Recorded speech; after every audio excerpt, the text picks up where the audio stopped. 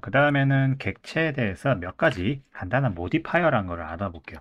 모디파이어는 지금 우리 뭐 모델링 지금까지 뭐 이렇게 수정하거나 이렇게 됐지. 한번 이렇게 수정하고 나면은 다시 되돌릴 수가 없죠. 근데 모디파이어는 기능을 적용하기 전까지 이렇게 수정 가능한 상태를 항상 가지고 있는 게 이제 수정자라는 게 이제 모디파이어거든요. 근데 모디파이어는 뭔가 이렇게 여러 가지 기능들이 있어요. 지금 뭔가 형태를 변환시키는 것도 있고 뭐 다른 걸로 여러 가지를 할 수 있는 그런 게 있어가지고 보면 모디파이어는 이제 오른쪽에 보면은 이렇게 모디파이어 프로퍼티라고 요 오른쪽에 지금 있죠. 그죠? 애드 모디파이어에서 여러 가지 있는데 뭐 다른 거 되게 많죠. 복잡해 많죠. 많지만은 기본적인 것들 몇 개 알아볼게요. 베벨 모디파이어가 있죠.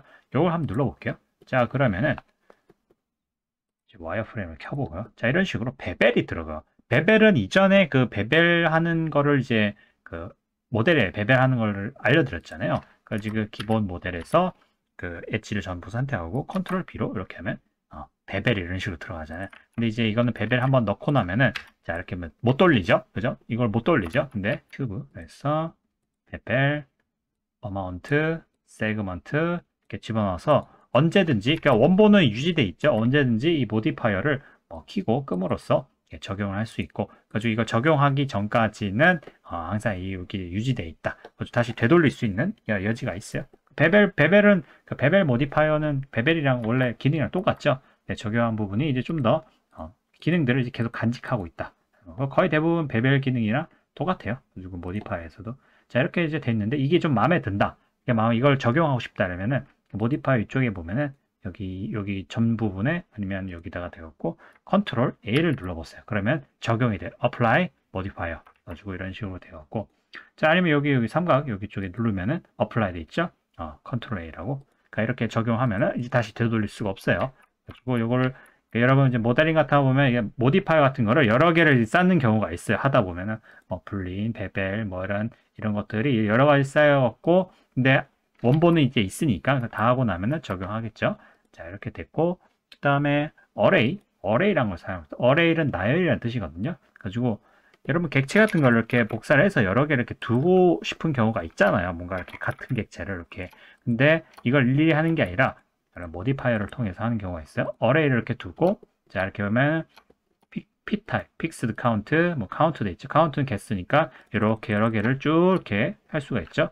원본은 요거 하나인 거고, 그죠?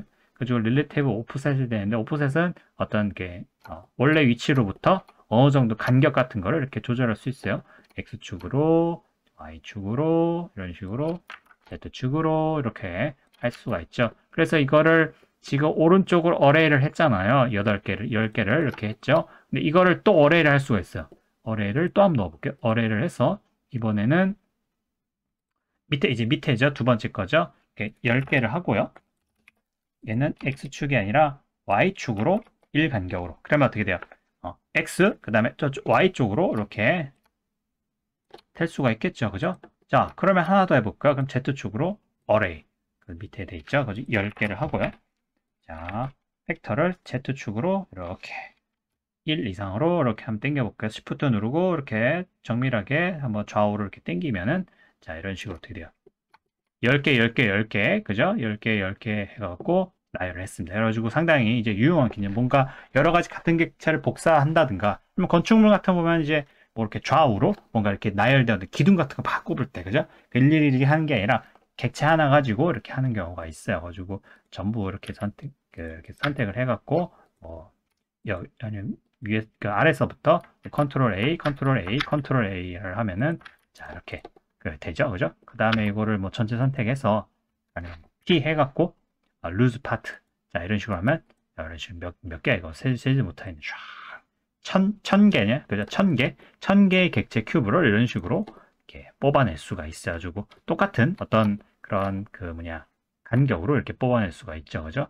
지금 어레이가 이렇게 있는데 다시 한번 해볼까요? 10개를 하고 뭐 X축으로 이렇게 쭉 됐어요. 가지고 오프셋이라는 게 있는데 오프셋은 어떤 지금 보면은 이렇게 좌우 간격 같은 걸 이렇게 조절을 하는 거잖아요. 오브젝트 오프셋이란 걸 써갖고 뭔가 이거를 좀 더 고급지게 좀 더 이렇게 섬세하게 또 이렇게 할 수가 있어가지고 여기 Shift L에서 MT라는 걸 한번 넣어봅니다. 그러니까 플레인 엑시스로 요거는 이제 객체라기보다도 렌더링이 안 되는 일종의 이정표 같은 것들이거든요. 이것도 객체가 안 돼. 그래서 empty가 이렇게 넣어 들어갔죠.